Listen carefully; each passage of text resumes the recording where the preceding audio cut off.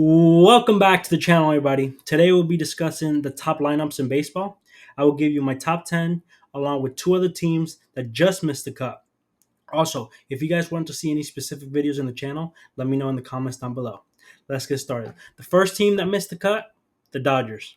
Unfortunately, they don't have as good of a lineup as they did the past couple years. They only have Betts, Freeman, Smith, Muncy at the top. Muncy had a bad year last year. They did sign JD Martinez this past offseason, but he's getting a little old. And then 6 through 9, they don't really have much hitting. They have rookie Miguel Vargas, don't know what he's going to be yet. So that's why I have him missing the cut here.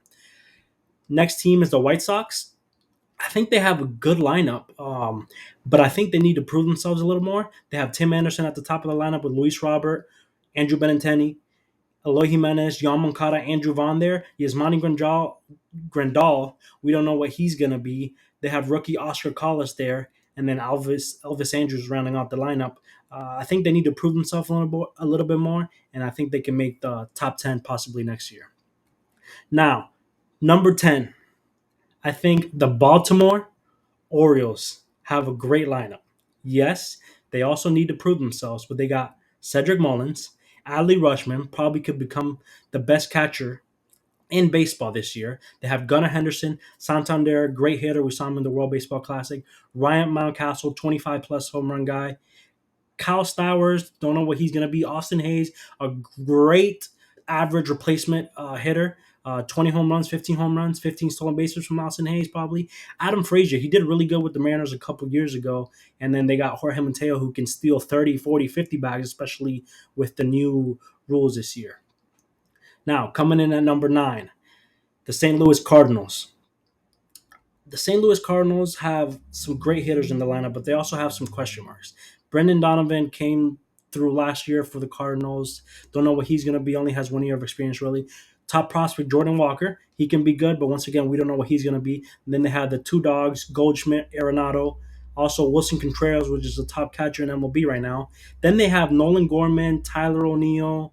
O'Neill, I don't really trust much. He's only had 1 good year.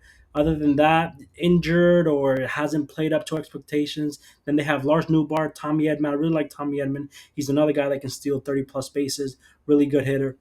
So they have a pretty decent lineup. That's why they did make my top 10. Next team, New York Yankees. DJ LeMahieu, Aaron Judge, Rizzo, Stanton, Torres, Donaldson. Hopefully he can come back to the 2021 Donaldson that we know. Then they have catcher Jose Trevino, and then they have Volpe, and then Harrison Bader. If Volpe can do, 3/4 of what he does in the minor leagues, he'll be a great addition for the lineup this year. Harrison Bader, if he could repeat what he was doing in the postseason, I just think they have a little bit more depth and a little bit more experience than the Cardinals. Moving on to number 7, probably another surprise. The Los Angeles Angels.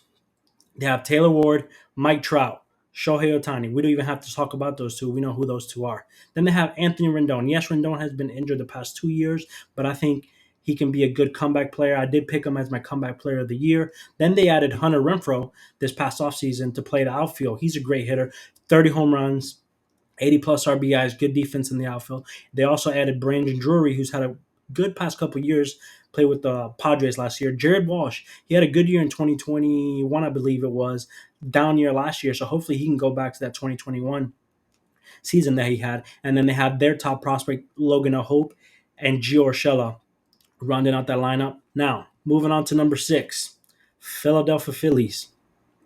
Turner, Schwarber, Real Muto, Bryce Harper when he gets back, Nick Castellanos, Alec Bohm, and Reese Hoskins just got injured a couple of weeks ago, and he's missing the entire season. So imagine if he was in here, I'd probably have him up a little higher, 1 or 2 spots higher.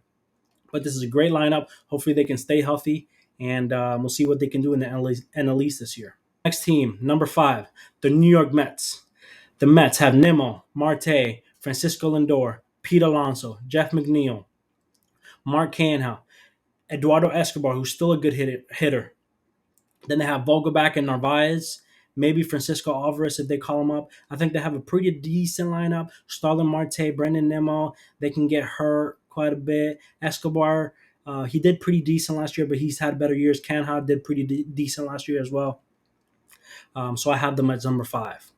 Number 4, Atlanta Braves, 2021 champions. They got Ronald Acuna, Matt Olson, Austin Riley, Travis Darnell, Ozzie Alves, Michael Harris, Sean Murphy. I mean, we can just keep going. That's their top 7 hitters right there. Then they had Eddie Rosario and Alonso Arcia. Rosario, if he can do anything this year, be a great plus for that lineup. And we're not even including Marcelo Zuna in here, who could, if he can get back to his 2020, 2021, 2019 seasons, he'll be this lineup will be incredible. Now, moving on, number 3, Toronto Blue Jays, and AL East nemesis for the Yankees. They got Springer, Bichette, Guerrero, Brandon Belt, Kirk, Varsho, Chapman, Merrifield, Kiermaier, even though he's mostly a defensive guy. I mean, this lineup is stacked, especially if Brandon Belt can stay healthy for this team. I mean, Brandon Belt hit, I believe, like 25, 30 home runs last year, and he barely played. So if he could do that and repeat that this year with the Blue Jays, that lineup is going to be scary all season long. Now we're in the top 2. At number 2, San Diego Padres. That 1 through 4 is one of the greatest 1 through 4s I've ever seen, I think. I mean, you got Tatis, Soto, Machado, Bogarts, and then you got Cronenworth, who's a great hitter. And then you got Carpenter and Nelson Cruz splitting up DH. You got Ha-Seong Kim, Austin Nola, Trent Grisham. I think what carries this lineup is that top 4, top 5 hitters. It's just ridiculous. Now, number 1, unfortunately, Houston Astros. Jose Altuve, who will be back hopefully in a couple weeks, maybe a couple months.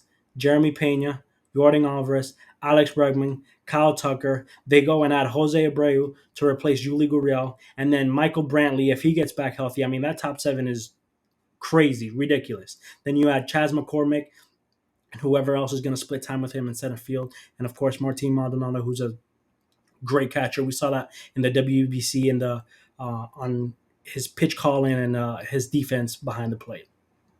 Well, thank you all for tuning in. Please leave a like, subscribe, and also leave a comment below if you think a team should have been ranked lower or higher on the list, or if I missed a team that you think should have made the list. Once again, thank you. Goodbye.